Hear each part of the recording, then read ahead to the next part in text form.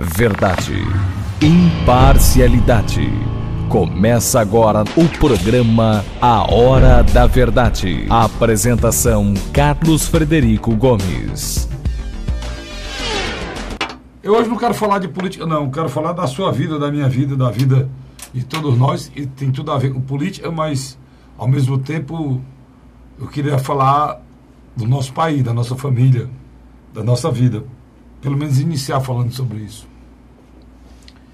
Eu vi muita coisa está sendo colocada nas redes sociais, e foi colocado aí que um padre, ele colocou um vídeo da Globeleza, né, seminua, dançando, que aparece todo ano no carnaval, e muita gente se escandalizou quando viu aquilo lá na igreja e pensou que a igreja estava se transformando numa coisa perniciosa. Mas o padre foi muito feliz, porque ele, na hora que viu o rebuliço, ele partiu para a pregação e perguntou a eles se aquilo poderia entrar na casa deles, e se entrava na casa deles. E eles disseram, e assistiam. E ele fez a indagação: na sua casa pode. Lá você pode ver homem beijando homem, lá você pode ver mulher beijando mulher, você pode ver mulheres seminuas, você pode ver orgia, você pode ver tudo reproduzido pela Globo, e você não faz nada. Lá também não é a casa de Deus, não. A sua casa não é a casa de Deus, não. A sua família merece isso. E na sua casa você assiste tudo isso de maneira normal, aceita e não diz nada. O Brasil vive um momento difícil, em que a liberdade de expressão ela é colocada numa contradição violenta. Por exemplo, acham que liberdade de expressão é você colocar um homem nu, rodeado de crianças, e essas crianças pegando um homem nu. Isso é liberdade de expressão. Inclusive liberdade de expressão cultural, que é uma coisa muito mais pesada, né? E se você já é contra a liberdade de expressão, você já é colocado uma pessoa retrógrada, conservadora e fascista. Se você é contra uma liberdade de expressão cultural, aí que piora mais ainda a sua situação. Mas essas mesmas pessoas que dizem que você tem que esquecer o estatuto da criança e adolescente, e que uma criança pode ficar perto de um homem nu, e isso não tem importância de um homem nu pegar na mão dela. Eu não estou nem discutindo isso. O homem estar nu e está pegando na dela, está vendo nu. Eu estou colocando de uma maneira muito mais grave que essa criança está sendo exposta a fotografias, a câmeras, e postada para o mundo todo. Só que ela tem 8, 9 anos. Ela não decidiu estar ali, alguém levou ela para lá. E se isso for normal, tem que se rasgar o estatuto da criança e da adolescente.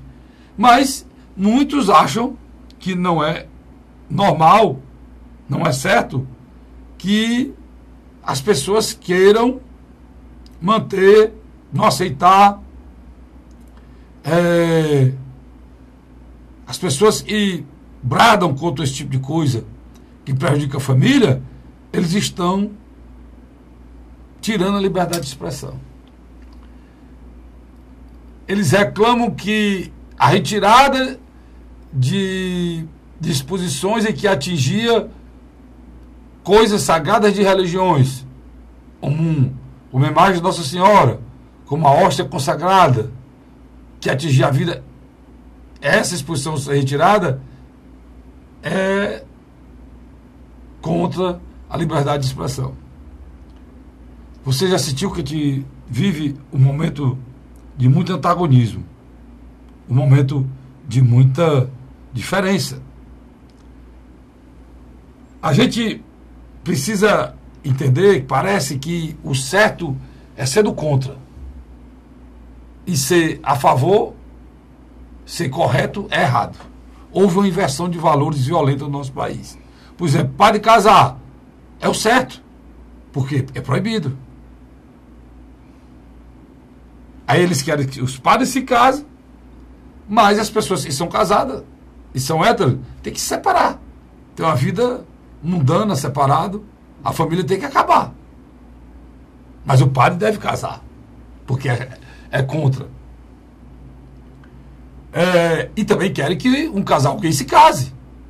Aí a família é bonita. Porque se for 2 homens que casaram, 2 mulheres que casaram, aí é aceitável, é bonito, é politicamente correto. Mas é horrível, é homofóbico, é retrógrado, é conservador, não estimular que se casem homens e mulheres e que permaneçam casados e que a família permaneça viva. Se você prestar atenção, as mesmas pessoas que dizem que uma criança de 5 anos devem experimentar atitudes sexuais e identificar se ela gosta de menino ou de menina. Incentivar ela a passar batom, incentivar ela se pintar, um menino ou a menina se masculinizar, os meninos se beijarem, as meninas se beijarem. Para daí é o que eles pregam, é o que eles queriam colocar na educação brasileira, no município, no estado e no país. E eles acham que a criança tem esse discernimento. Essas mesmas pessoas bradam, gritam, defendem menores de 17 anos e 10 meses e 11 meses assassinos que matam estupro nesse país. Dizem que esses menores de 17 anos e 10 meses não têm discernimento para saber que matar um pai de família, que estuprar uma criança, que estuprar uma dona de casa, que estuprar uma idosa, que matar uma idosa, ele não sabe se é errado. Mas uma criança de 5 anos, ela tem e já identificando o que ela quer sexualmente. Aí você questiona e essas coisas faz com que a gente fique sem saber o que pensar. Em tudo você vê a contradição, o antagonismo e uma sociedade doente. Totalmente doente. Sociedade que diz que o Brasil é um país violento, tem que ser desarmado. Eu estou desarmado. Você está desarmado. O bandido está armado. E essas pessoas querem que continue você desarmado, eu desarmado e a bandidagem armada. Tem problema nenhum eu estar desarmado. Você está desarmado. Mas a bandidagem tem que estar desarmada. E o correto é que todos estejam desarmados. Se você for se lembrar, é muita coisa que está acontecendo no nosso país e coisas que você até duvida que poderia acontecer. Não tinha sentido você ver Nossa Senhora sendo trajada nas pernas de homem nu, o macaco no seio de Nossa Senhora. É porque aquilo, para quem não é católico, não é nada. Mas para quem tem sua fé, atinge. E atinge de forma cruel. A falta de respeito à cidadania daquele brasileiro que a vida toda cultuou aquilo e viveu para aquilo. Já disse aqui, vou repetir, a imagem para os católicos são como as suas fotos que estão no seu celular, que você se emociona quando se lembra de um amigo seu, de uma pessoa que partiu, da sua namorada que não está mais perto, da sua mãe que já não está mais junto com você. Dia dos Finados vem aí, está chegando. E muitas pessoas vão estar no cemitério com a foto do pai, mamãe no celular. Será que vão estar venerando o celular? Aquele celular é veneração? Ou vão estar olhando para a foto para se lembrar do pai e da mãe? E é tão fácil entender isso, né? Mas não. As pessoas querem. Na hora que você provoca, você leva a quê? Você leva à destruição de conceitos. Você quebra a estrutura. Você destrói a formação de um pensamento. E é isso que eles querem, para ver se dá certo. E eu disse, já que vocês querem isso, vou repetir aqui, eu disse uma vez. Se colocar uma peça como tem aí, em que Jesus Cristo é um transformista, né? Jesus Cristo é um transexual, e eles vendem essa imagem, por que você não bota Maomé transexual? Não é provocar, não é criar problema. Vocês vão criar um problema grande. Vocês não têm coragem para fazer isso. Vocês têm coragem de fazer com o cristão. Que a própria formação do ser cristão é de amor, é de paz. O que nós podemos fazer, não estou falando aqui nem como cristão, estou falando aqui como cidadão brasileiro, é pedir que os senhores respeitem a liberdade de expressão dos outros, respeitem a família dos outros, respeitem a religião alheia, respeitem a dignidade alheia. Artigo 5º da Constituição Federal. Todo mundo é igual. Cor, raça, condição econômica, religião, tudo. Os senhores querem impor a ditadura dos ungidos, com a modernidade, com o progressismo, copiado de forma imbecil de países da Europa. Porque tudo que vocês trouxeram de novidade, não tem nenhuma novidade a não ser cópia do que vocês veem lá e querem trazer para cá.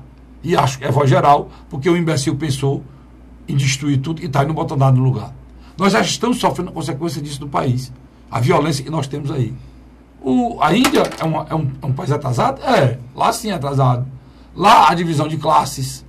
Lá são castas. Não convive uma casta com a outra, porque são inferiores uma à outra. Mas lá tem uma coisa muito melhor que a gente. Mas não tem violência. Apesar de ser uma pobreza absoluta. Apesar de ser uma pobreza não, uma miséria absoluta. E lá também é um país de desenvolvimento. Lá tem milionários e tem miseráveis. E o abismo social lá é maior do que o nosso. Porque muita gente justifica. E a nossa violência, ela vem do abismo social, do capitalismo, da vontade dos pobres querer ter uma coisa que o rico tem que ele não tem, e leva. Não. Na Índia é a mesma situação. Lá tem uma diferença. Lá as pessoas têm caráter, têm religião, têm tradição, têm respeito. Até demais. Fora até do limite. Aqui nós só queremos poder ter uma família. Nós só queremos poder sentar na mesa e não ter a obrigação de ver casais se relacionando em cima da mesa. Porque ao redor da gente nós já estamos acostumados. Não estou falando de casais, qualquer casal, pessoal. Não precisa ser hétero ou homo, não. Qualquer casal que respeite as crianças. Porque quando a gente está em família, a gente sabe que nossos filhos não têm entendimento ainda para nada. E eu penso, para encerrar, e tudo isso decorre, as pessoas que apoiam isso, são pessoas frustradas que não tiveram família. Não tem outra coisa a pensar. Porque todo tipo de progresso a gente entende. Eu, por exemplo, me acho um cara altamente progressista. Sou muito mais à esquerda do que à direita. Mas se querer o bem comum da população mais pobre, eu tenho que me rotular de esquerda e eu tenho que atingir a religião alheia de todos. Por exemplo, eu não gosto de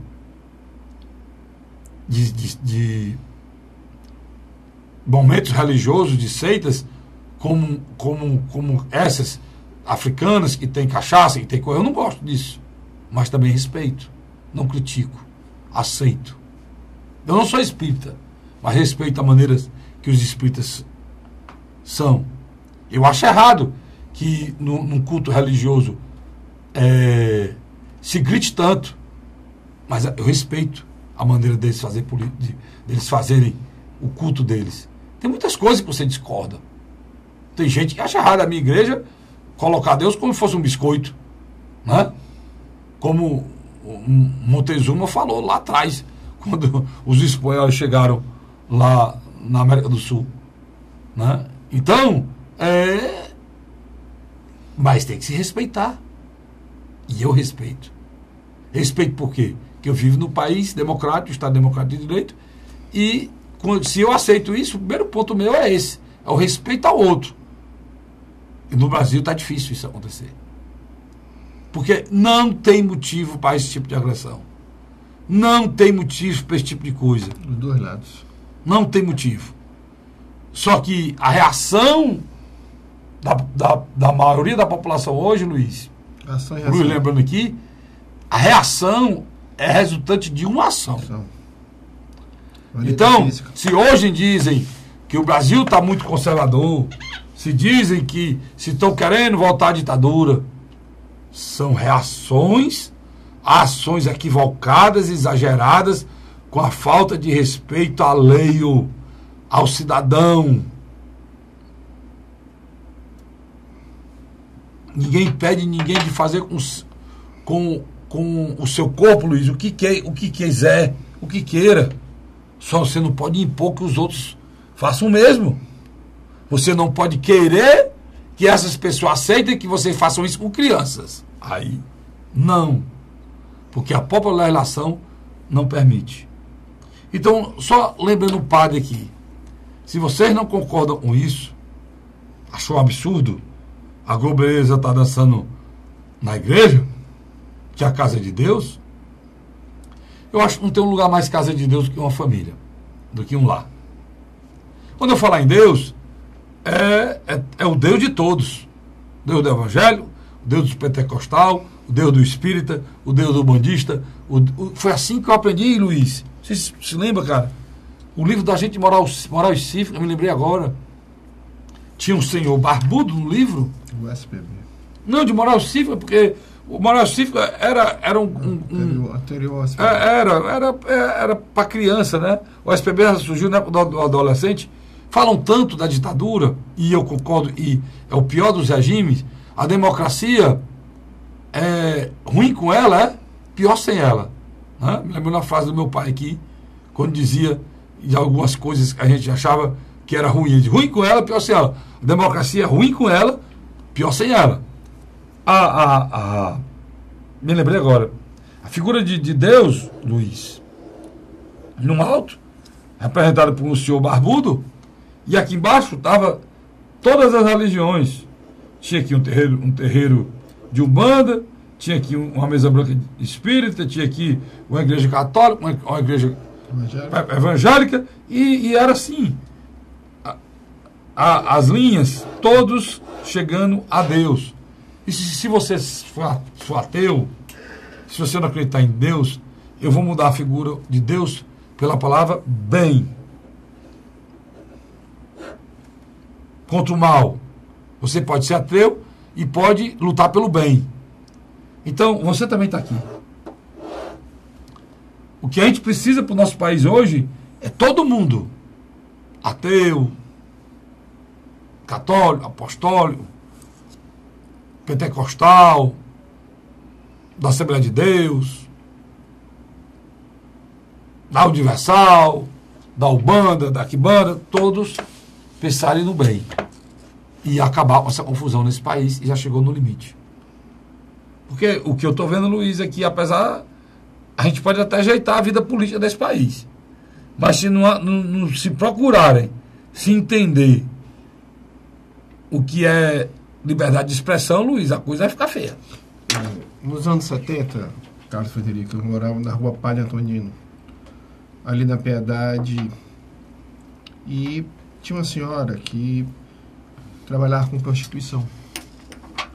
E quando dava mais ou menos o horário de 6h30 da tarde, ela ia para o centro da cidade.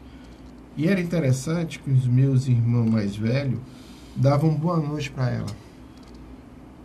Mas sabe por quê? Porque a minha mãe ensinou meus irmãos mais velhos que não deviam olhar com preconceito, sim, pelo contrário. Ali era um trabalho na qual ela tentava levar comida para dentro de casa. Quer dizer, minha mãe nunca me explicou isso, mas como eu vi o comportamento dos meus irmãos educados com essa senhora, eu também acabava por repetir. Anos depois, Carlos Frederico, tinha um rapaz que trabalhava na casa da gente, e esse rapaz era homossexual. Que não tem problema nenhum. Não, mas aí é interessante. Uma vez eu, com raiva, esculhambei ele. Tinha feito uma traquinagem, esculhambei ele. O meu pai me bateu, não pela minha traquinagem, mas a maneira como eu tratei o rapaz. O papai disse, isso é um absurdo. O meu trabalhador é uma pessoa que honesta e tal, ele me explicou tudo. Eu acostumado no colégio, a palavra gay, viado, muito negativo, pejorativo, né? Então, automaticamente, dali meu pai fez eu ter a lição importante.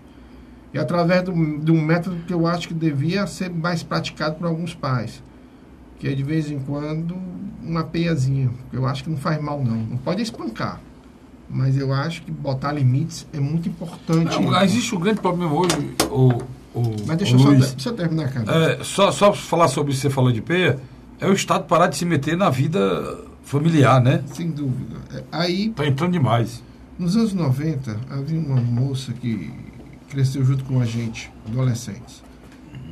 E ela resolveu sair com os estrangeiros.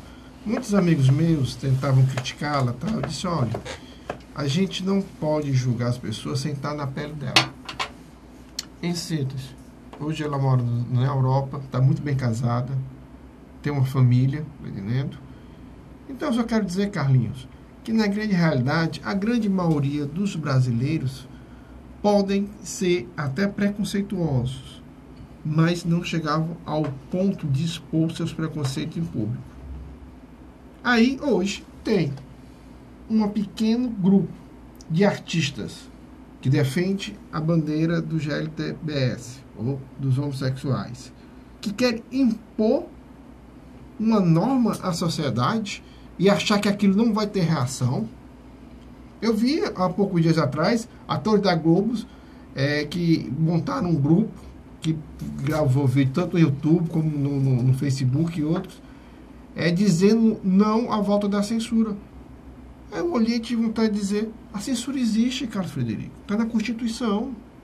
Está na Constituição. Censura existe. Em relação a horários, a liberdade de expressão é total. O que existe de pedaço de censura nesse país ainda é só em relação aos menores. Então, é mais do que natural. É o resguardo dos menores. O próprio Estatuto da Criança e do Adolescente, ele censura atitudes contra menores, cara. Então, a censura no sentido de proteção do menor, ela tem que existir, existe no mundo todo. O que não pode existir é censura, aí o Brasil não tem. O Brasil não tem nenhuma censura. Não, mas para maiores de 18 anos não existe censura de nada. Você tem programas que vai iniciar, o cara disse, esse programa contém conteúdo adulto, Acabei de dizer. Então, ele pode existir quando existe sexo e violência para maiores de 18 anos. Então, ele está avisando a família que as crianças... Aí vem a questão do livre-arbítrio. Pronto, ele está avisando a família. Hoje na televisão... E no cinema ainda é pedido a maior idade para entrar em cinema. Determinados filmes. Então, a censura continua existindo, cara. O que não existe censura é o que você escreve, é o que eu falo, entendeu? Aí não. Mas aí se a gente falar algo que atinge alguém... O que se falou em relação... O que eles falaram que estava sendo censurado, uma peça, que a peça deveria ter sido censurada no sentido de quê? De colocar... E eles depois passaram a defender isso. Que a peça deveria ter o aviso da idade, né? Entendeu? A peça no teatro, num local público, devia ser avisado na entrada. Olha, aqui tem cena de nudez para maiores de 15 anos, maiores de 14, mas ele não podia fazer isso se tinha crianças e fazia parte do espetáculo, cara. Como é que eles iam fazer isso? Entendeu? Por exemplo, a cena de nudez é imposta ao cinema. É imposta. E no que é que vocês impostam ao teatro? Porque no cinema é numa tela. Não existe, aquilo não existe, é virtual. E eles acham que seria normal o nu com o menor. Ô Luiz, tem muita gente na cadeia. Eu vi uma... Tem muita gente na cadeia que foi pegue tirando a roupa para menores. Não importa o seu intuito. O menor está sendo exposto. A questão lá da exposição do Rio Grande do Sul, em Porto Alegre, está correndo justiça. A questão da peça lá em São Paulo está correndo justiça, está tendo investigação. Não é... A única coisa que a gente espera é que a justiça julgue em cima das leis existentes. Acabou. Se a lei disser que está tudo bem, e for isonômica, vocês vão ter que mudar o estatuto. Uma coisa que chamou a atenção... Se uma criança pode ser exposta num palco com um homem nu, em pelo, certo? Essa criança que é exposta a um homem nu, em pelo, no palco, não tem sentido você dizer que uma criança assassina, menor, não pode sair na televisão. O menor, quando vai preso, a cara dele sai na televisão? Não. Não sai por quê? Para não expor o menor, né? É. E você pode expor a criança de 10 anos nua, ou a criança do lado do cidadão nu. O que eu estou discutindo justamente isso. São essas contradições gritantes que fazem nesse país. Só que, quando isso acontecia alguns anos atrás, o poder de reação da maioria silenciosa demorava. Hoje, com as redes sociais, não. Vou dar um exemplo bem simples e objetivo. O Carlos Frederico é católico e vamos dar exemplo, eu sou evangélico. O que acontece? O que está acontecendo? A gente mal conseguia se comunicar, porque cada um vivia nas suas comunidades religiosas. Concorda comigo? Assim também como espírita, alguém que era ligado à Umbanda também. Só que hoje as redes sociais aproximou as pessoas. Por exemplo, o Carlos Frederico me manda um vídeo de um arcebispo ou de um bispo falando, de um cardeal falando o que está acontecendo, defendendo a discussão da família, a preservação da família. Eu coloquei aqui o vídeo, eu coloquei aqui o áudio. Pronto, o que o Luiz está falando está aqui. E no áudio, Luiz, nesse áudio que tu está falando aí, ele fala exatamente na união do católico com os evangélicos, com os na defesa da família. E aí que eu achei interessante. Amigos meus evangélicos compartilhando vídeo de católicos. Isso. Amigos evangélicos compartilhando vídeos de lideranças espíritas. Por quê? Porque houve uma união em torno de uma coisa chamada família. Que eu acho que isso é muito bom. A família, o lar, né? O verdadeiro lar. Quando a gente fala família, você se lembra de um lar. Um lar não é um homem, uma mulher e os meninos, não. O lar é uma coisa muito maior. O lar é onde existe uma família. E a família não é porque quer dizer que família tem que ser um homem, uma mulher, não sei o quê, como eles ficam. A família é muito mais do que vocês falam um homem ou uma mulher e os filhos. A família é um local de proteção, de amor, de cumplicidade, de respeito, de formação. Né? E está aqui o que o Luiz falou. Eu acho que eu tenho aqui que o Luiz falou. Mas você traz isso no segundo bloco. Pode ser? Não, vou logo para encerrar o assunto. Um outro, Vicente. Eu vou logo colocar aqui. Eu acho que dá para pegar, dá. Não, mas eu vou colocar aqui para você ouvir e preste atenção às palmas das pessoas que estão presentes e o que o arcebispo lá ele fala exclusivamente da união dos cristãos em relação a essa situação. Né? Que Nossa Senhora continue intercedendo por nós, nos convertendo, para que nós façamos a escolha, tomemos uma decisão firme e corajosa pela vida, pela fé, Dom Celso pela família. Mastiori. E terminando, faço um apelo a todos os católicos. E aqui certamente todos nós temos na nossa família algumas pessoas que não são católicas mais, são evangélicas ou de alguma outra religião. Falem com elas e vamos nos unir contra este espírito diabólico que inclusive a Rede Globo está espalhando contra a família e contra a religião. Cuidado com as novelas. Nós católicos não deveríamos mais assistir nenhuma novela da Globo.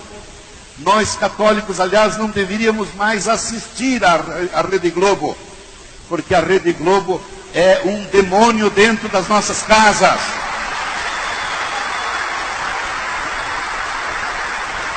Com suas novelas, com seus programas, inclusive com alguns programas, às vezes com uma aparência religiosa. Cuidado, porque a palavra de Deus diz, São Paulo que fala primeira carta aos Coríntios, o diabo tem poder de se transformar num anjo de luz para enganar, se possível, até os eleitos. Portanto, às vezes um fervorinho na Rede Globo não quer dizer que a Rede Globo é uma rede católica, é uma rede religiosa. É uma rede manipuladora de opinião. Está nos manipulando, está nos conduzindo para o abismo, para a destruição. Nós precisamos nos unir. Conversando esses dias com o pastor Valdir, com o pastor Daniel Acioli, da Assembleia de Deus, nós conversávamos justamente sobre isso. Precisamos nos unir contra esta ditadura da Rede Globo, que nos manipula, que nos destrói, que justamente quer que aconteça isso, que a religião e a família sejam totalmente destruídas. Pronto. É aí que eu paro. Ele não fala só em religião, ele fala em manipulação e a ditadura da informação. Entendeu? E isso é uma coisa interessante, como o Luiz colocou, que ele falou que pastores reunidos com bispo, coisa que a gente não via há muito tempo. Inimaginável. Imaginava acontecer, está acontecendo. E contra um meio de comunicação que se avorou no direito de entrar, de mexer, de mudar costumes, tradições e a família brasileira. Mas só para, antes de a gente ir para o segundo bloco, só para dizer aqui aos telespectadores que a gente não defende, eu e o Carlos Frederico especificamente, não defendemos o boicote à Rede Globo. Não defende boicote a nada. Não, porque a gente acha pelo contrário, eu acho que as pessoas têm um livre-arbítrio. As pessoas têm o discernimento de entender o que está acontecendo. Né? Por exemplo, você vai se perguntar, rapaz, nesse momento, na primeira denúncia do Temer, a Globo passou ao vivo. Por que ela não passou de novo? Você se pergunte por quê. Se ela muda a programação para botar uma coisa da Câmara que ela tem interesse. Então, você tem que prestar atenção essas atitudes que não são normais. Essas nuances, e você vai entender e não vai deixar ser manipulado, porque nós não temos outra chance. É 2018. Se você e eu, nós entrarmos nessa manipulação e não votarmos com liberdade realmente, aí a situação vai ficar muito grave. É um ano até te aguenta, mas mais 4 de novo do jeito que está, fica difícil. Eu vou para o rápido intervalo e volto já. Sai daí não. A Hora da Verdade.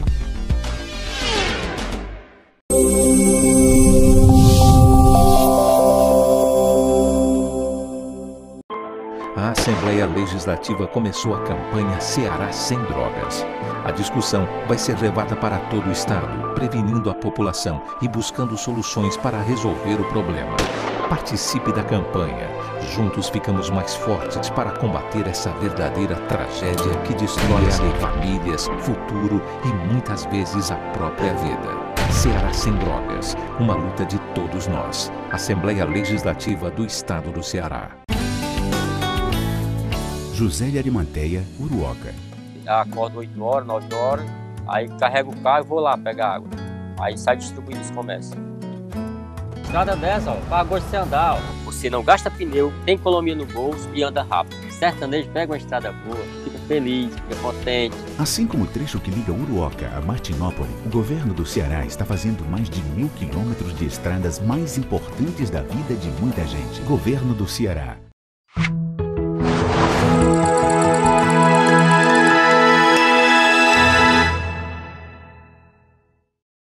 A Hora da Verdade. Estamos de volta agora com o segundo bloco do nosso programa A Hora da Verdade. E essas coisas que acontecem em relação à família, essas coisas, acontecem também em relação à política.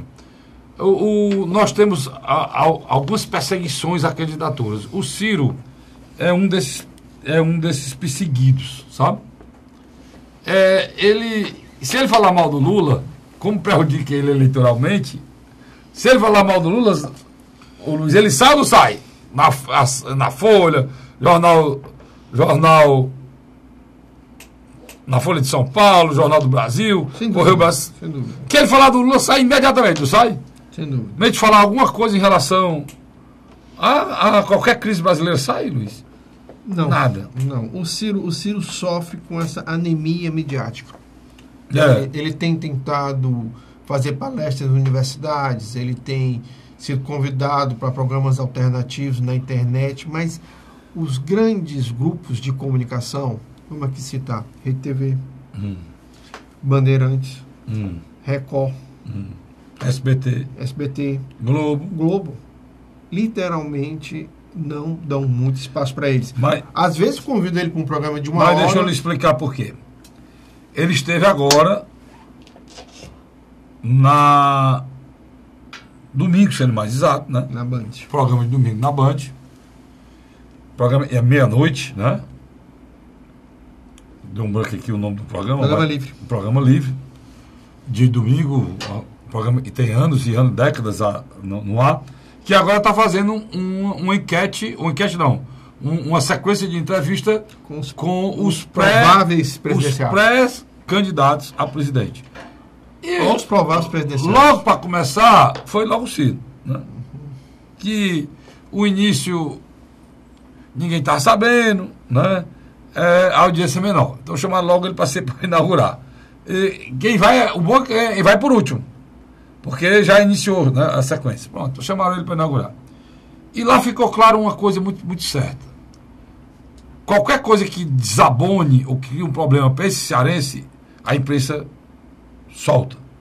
Um dos motivos, claro, que eu vi que ele defendeu com mais veemência, Luiz, foi a tal da pornografia, né, a pornografia que o Brasil, que a banca internacional, junto com o Banco Central, faz com o país em relação a juros. Verdadeiro assalto de bilhões do contribuinte que é feito em consonância com o Banco Central. Esse é o grande roubo do país. Essa corrupção que te falar é besteira. O senhor Temer, junto ao senhor Meirelles e aqueles tubarão do mercado, estão levando bilhões e o ex-governador Ciro Gomes explicou de forma muito didática o que vem acontecendo no país. Deixa eu só lembrar. E ele colocou claro, só para encerrar o assunto para você comentar, ele colocou que quando ele bate nisso, esclarece isso que ninguém fala, ele tem toda essa turma aí da grana mundial contra a candidatura dele. Que abastece também as grandes redes, como você falou, né? O Lula e a Dilma Rousseff venderam como a salvação do Brasil a nova matriz econômica, ou neodesenvolvimentismo. Só que isso aí levou o país ao caos. Do outro lado agora, Michel Temer, junto com o PSDB, apresenta uma alternativa além do neoliberalismo. É totalmente pró-mercado. É impressionante. Tudo é pró-mercado. Mas tudo é pró-mercado. Mas nesse momento é de uma maneira estão fazendo um país hoje. Estão fazendo um país hoje é imoral. É imoral. Aí o que acontece na minha avaliação? O Ciro, ao ponto do presidente do BNDES, acho que é desse governo. Criticar, cara. O Ciro Gomes, na minha avaliação... Como é que você tem uma inflação de 2% e tem juros de 10%, Luiz, de 8%? Ele defende um modelo que faça jus a um equilíbrio entre as demandas sociais, as necessidades da população e o próprio mercado. Porque em nenhum momento ele deixa de deixar claro que o mercado é o puxador econômico da nação. Ele não é contra o mercado, ele não aceita que o Brasil continue sendo explorado por ele. Exatamente. Que é o fato que é hoje. Agora, né? Só que ninguém diz isso, Luiz, que ninguém tem coragem de dizer isso contra o mercado. O Ciro... Por exemplo, o mercado, ele manda em todos esses aglomerados que tu falou. Exatamente. Agora, o Ciro tem uma... Da imprensa... tradicional. Essa imprensa tradicional, ele manda e manda mesmo. Não é ilusão, não. Ele manda mesmo. Por exemplo, você tem ideia, o principal patrocinador do Jornal Nacional é uma financeira das piores, que acaba o cidadão brasileiro, que é o principal patrocinador do Jornal Nacional. Por aí vai. E não só o Jornal Nacional, como outros órgãos. E isso aí é uma porcaria em relação à grande banca internacional, que o Brasil, que sangra do brasileiro 1 trilhão de reais anuais, cara. A nossa despesa A nossa despesa aqui, eu já trouxe o deputado Renato Roseno. O Ciro está ficando uma espécie de Renato Roseno, do pessoal, que combate isso.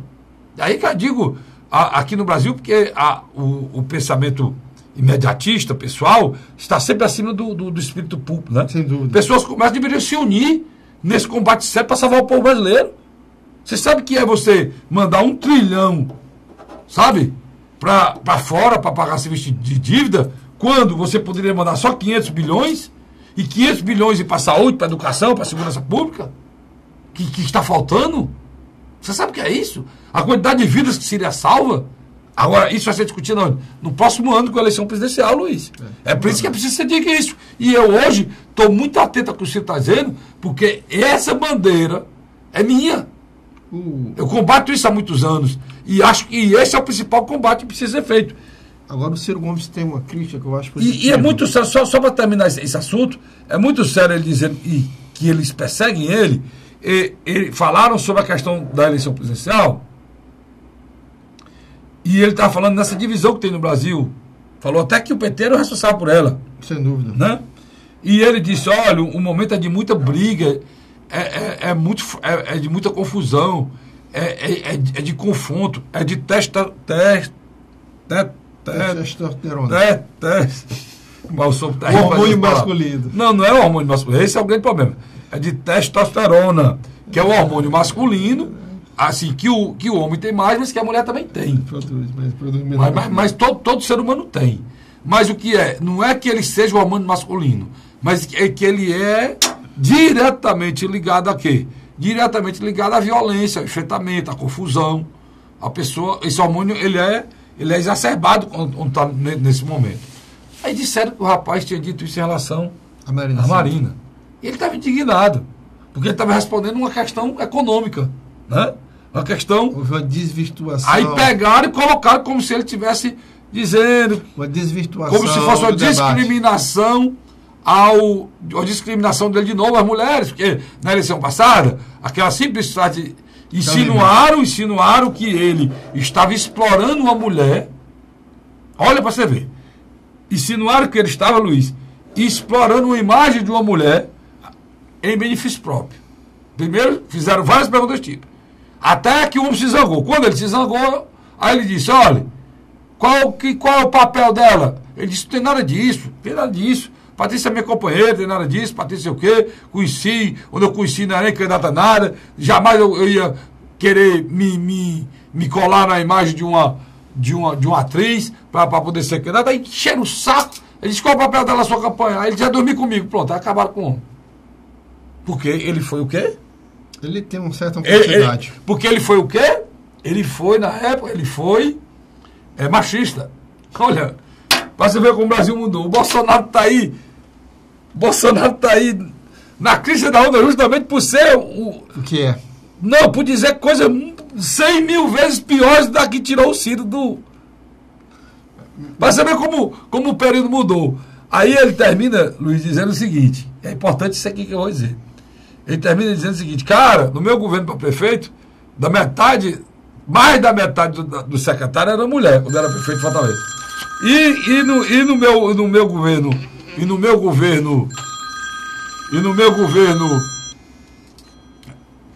programa ao vivo assim mesmo. E no meu governo de... Carlinhos, pode ir. Pois é, no meu governo de governador, onde eu fui governador do estado, também era mais da metade. Mais da metade. E isso foi bom ser falado, porque estão acusando o ex-governador pelo mesmo caminho, e a gente já sabe que é a Banca Internacional, tá, Luiz? O presidenciável Ciro Gomes, ele trabalha com duas metas. Primeiro, se distanciar do modelo econômico de Dilma Rousseff e Lula.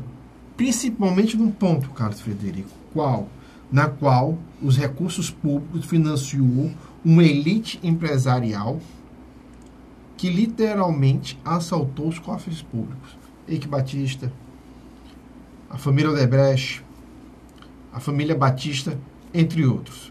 Do outro lado, Ciro também faz um contraponto a o que ele chama de processo de Estado mínimo, liderado hoje por Michel Temer. E o que está acontecendo? Quando ele faz esses dois contrapontos, ele não agrada nem ao sistema financeiro e nem aos movimentos sociais. Por isso que eu acho que a tendência do Ciro é se transformar num candidato de centro, atraindo